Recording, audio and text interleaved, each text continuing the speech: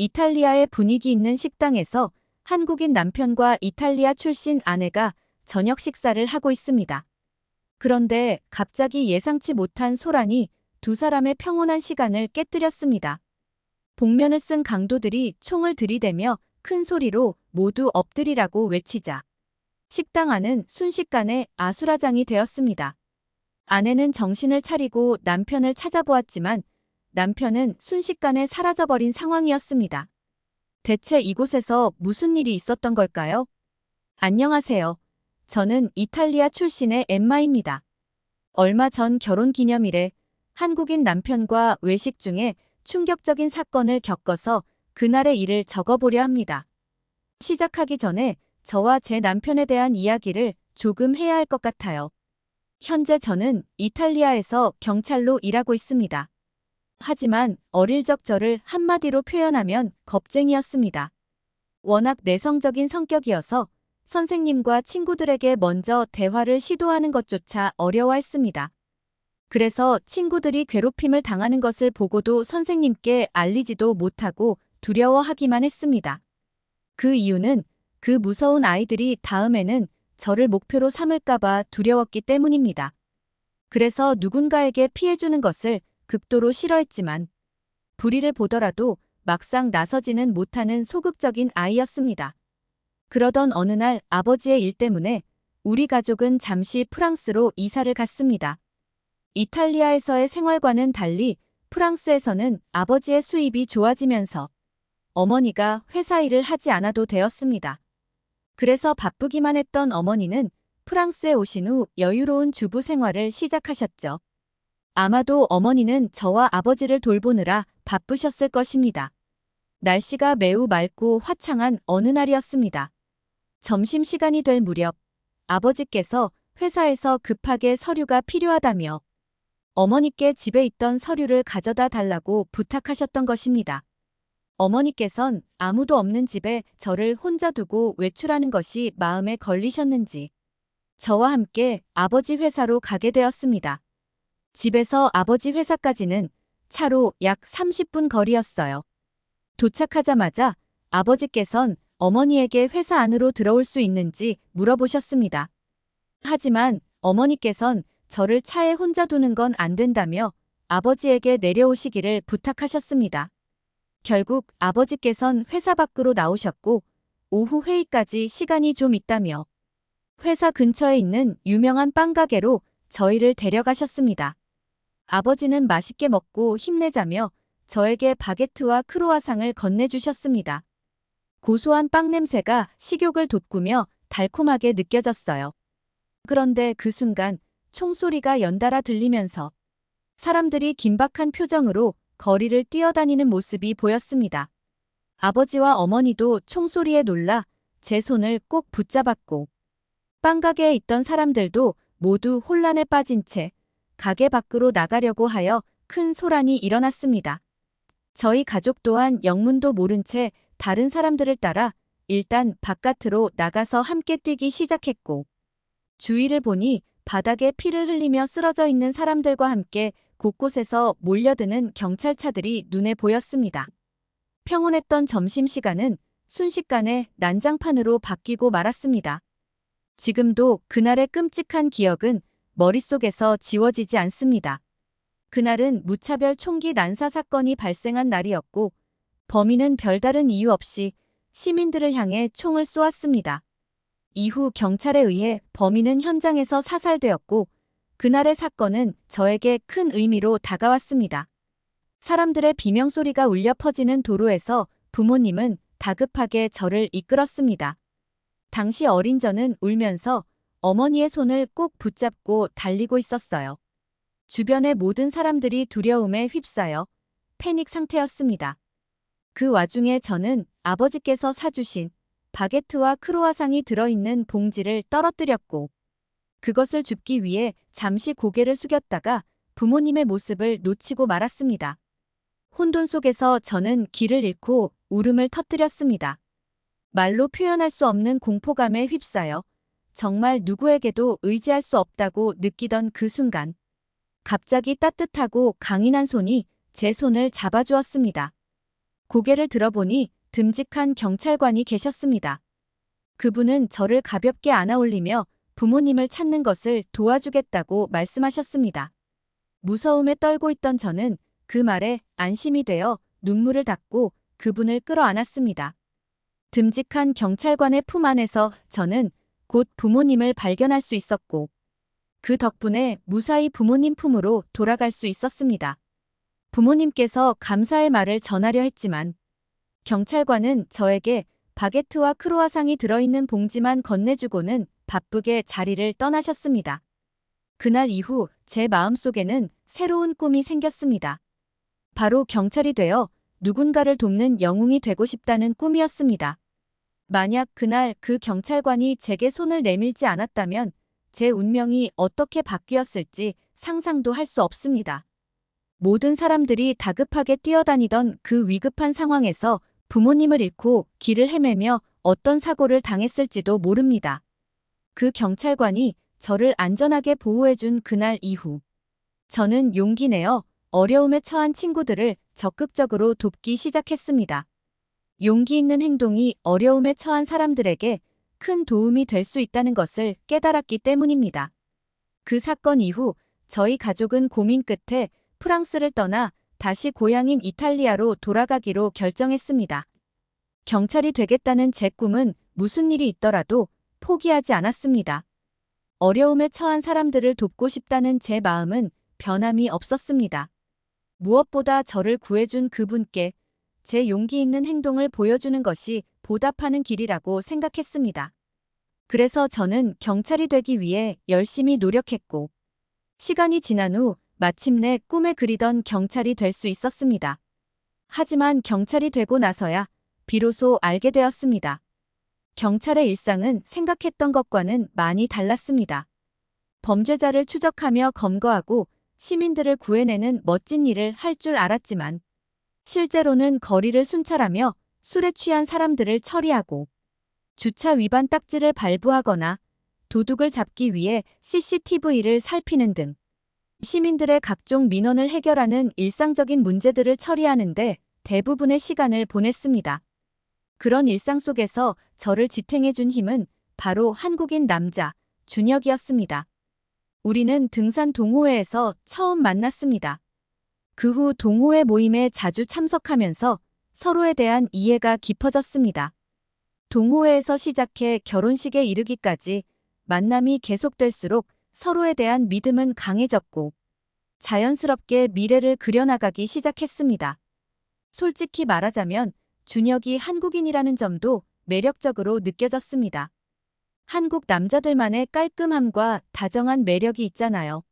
준혁이 제 마음을 사로잡은 이유는 어려울 때마다 든든한 응원으로 힘을 보태주며 늘 제 편이 되어주었기 때문입니다.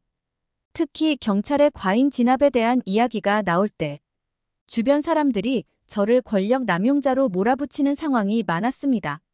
모든 경찰이 그런 것은 아닌데 그런 오해를 받을 때마다 정말 억울하고 힘들었거든요. 그럴 때마다 준혁은 제 옆에서 든든한 버팀목이 되어주었습니다. 저는 힘들고 어려운 상황에 부딪힐 때마다 저를 있는 그대로 바라봐준 준혁 덕분에 큰 힘을 얻을 수 있었습니다. 그의 이런 모습들은 저를 더욱 끌어당겼고 결국 준혁과의 미래를 생각하게 만들었습니다. 준혁에게는 이탈리아 남자들과 다른 특별한 점들이 있었습니다. 그는 새벽에 일어나 운동을 하고 와서 아침을 준비해 놓곤 했습니다. 특히 요리를 할 때면 냉장고 안의 재료들로 마치 마법을 부리듯 요리를 해내는 솜씨가 대단했습니다.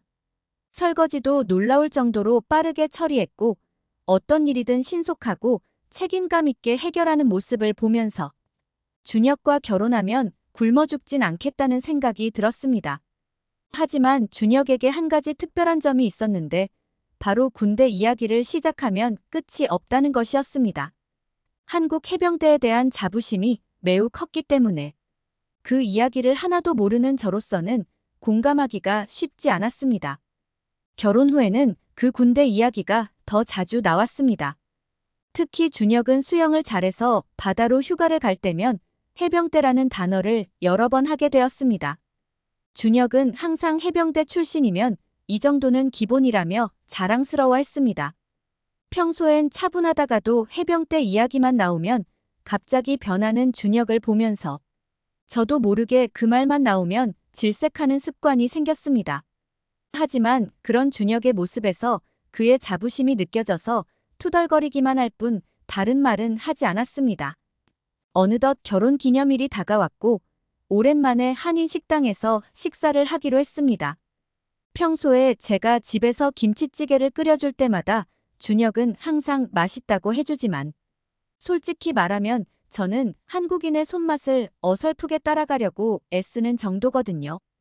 정말 그 맛에 도달하려면 아직 갈 길이 멀다고 생각합니다. 제가 끓여준 김치찌개가 세상에서 제일 맛있다고 말해주는 건 고맙지만 여자의 직감을 속일 수는 없죠. 준혁이 맛집에서 정말 맛있는 음식을 먹을 때 행복해하는 모습을 보면 알 수 있습니다. 저만 알 수 있는 준혁의 특별한 표정이 있어요. 제 음식을 먹을 때는 그 표정이 나오지 않지만 한인 식당에서 김치찌개를 먹을 때는 자주 보입니다. 평소에 대부분은 제가 좋아하는 이탈리아 요리로 식사를 하기 때문에 기념일만큼은 준혁이 좋아하는 한국 음식으로 먹기로 결정했어요. 오후 1시쯤 한인 식당에 도착했는데 유명한 식당이라 그런지 점심을 즐기려는 사람들로 북적였습니다. 저희는 김치찌개를 기다리며 이야기를 나누고 있었는데 갑자기 예상치 못한 상황이 발생했습니다. 문이 벌컥 열리더니 복면을 쓰고 검은 옷을 입은 괴한들이 쳐들어왔습니다. 그중 한 명이 총을 높이 들고 사람들에게 엎드리라고 소리쳤습니다. 순식간에 공포가 식당 안을 가득 메웠습니다. 사람들은 비명을 지르며 탈출구로 몰려갔지만 괴한 중 한 명이 근처에 있던 아이를 붙잡아 인질로 삼았습니다. 그 순간 모두가 숨을 죽이고 움직임을 멈췄습니다. 아이에게 무슨 일이 일어날지 아무도 예측할 수 없었기 때문입니다. 오늘은 결혼 기념일이라 비번이었지만 저는 외출할 때마다 항상 호신용 총을 지니고 다니는 편입니다. 하지만 이런 상황에서 함부로 총을 꺼낼 수는 없었습니다. 섣불리 행동하면 오히려 더 위험해질 수 있으니까요. 저는 냉정하게 상황을 주시하며 최선의 행동 방안을 고민했습니다. 어린아이를 인질로 잡고 있는 강도들을 보니 정말 미칠 노릇이었습니다. 경찰로서 이런 상황에 대한 훈련도 받았고 현장 경험도 다수 있지만 비번일 때 동료도 없는 상태에서 이런 일이 발생하니 어떻게 대처해야 할지 막막했습니다. 식당은 일반 시민들로 가득 차 있었고 동료 한 명 없이 저 혼자 건장한 2명의 강도를 제압해야 한다는 생각에 두려움과 압박감이 몰려왔습니다. 게다가 군대에 대한 자부심이 강한 남편이 혹시라도 무모한 행동을 할까봐 걱정이 되었습니다. 하지만 옆을 본 순간 저도 모르게 한숨이 나왔습니다.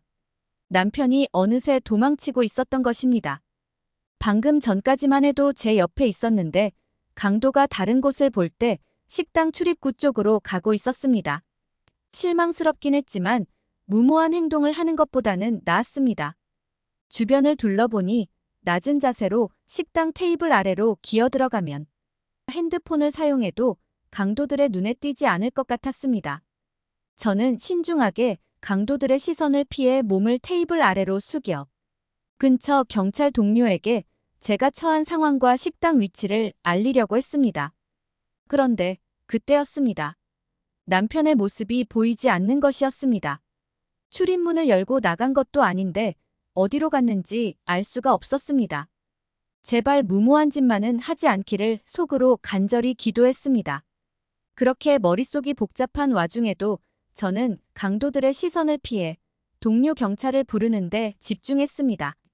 그러던 중 남편이 강도에게 가까이 다가가는 모습이 눈에 들어왔습니다. 놀랍게도 그는 아이를 붙잡고 있는 강도에게 몸을 던졌습니다. 저는 순간 멈칫했지만 남편의 행동이 너무 빨라서 반응할 틈도 없었습니다. 강도는 벌떡 일어나며 남편에게 총을 겨누었습니다. 그 순간 저는 모든 것을 내던지고 남편을 향해 몸을 날렸지만 총소리가 울렸습니다. 그러나 예상과 달리 총소리는 크지 않았습니다. 그것은 놀라운 반전의 순간이었습니다. 강도가 들고 있던 총은 고장난 총이었던 것입니다. 고장난 총이라는 사실을 알게 되자 저는 망설임 없이 그 강도를 향해 돌진했습니다. 식당 안에 있던 다른 사람들도 용기를 내어 함께 일어섰고 결국 강도들은 밖으로 도망쳤습니다. 저와 남편은 그들을 추격할 수밖에 없었습니다. 다행히 제가 호출한 동료 경찰들이 곧 도착했고 강도들은 바로 체포되었습니다. 평소 저를 무시하던 동료들은 이번 일을 계기로 저를 새롭게 보며 한 건 제대로 해냈다며 웃어주었지만 저는 웃을 수가 없었습니다. 그날 남편을 잃을 뻔했던 공포가 너무 컸기 때문입니다. 나중에 남편에게 고장난 총이 아니었으면 어쩔 뻔했냐며 왜 그렇게 위험한 상황에서 아이를 구하려고 했는지 물었습니다. 남편은 아이가 무서워하는 모습을 보고 해병대로서 가만히 있을 수 없었다고 답했습니다. 그 말을 듣는 순간 제 오래된 기억 속에 한 경찰 아저씨의 강인한 얼굴이 남편의 얼굴과 겹쳐졌습니다.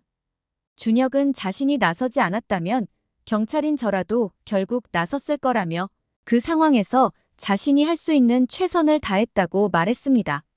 그의 무모하면서도 현명한 선택에 만감이 교차했습니다. 남편을 잃을 뻔했다는 생각에 가슴이 진정되지 않아 눈물이 흘렀습니다. 그 순간 남편의 진심을 깊이 이해할 수 있었습니다. 준혁은 귀신 잡는 해병대라며 웃어 보이기도 했습니다. 그날 이후로 준혁은 남편을 넘어서 제가 가장 존경하는 사람이 되었습니다.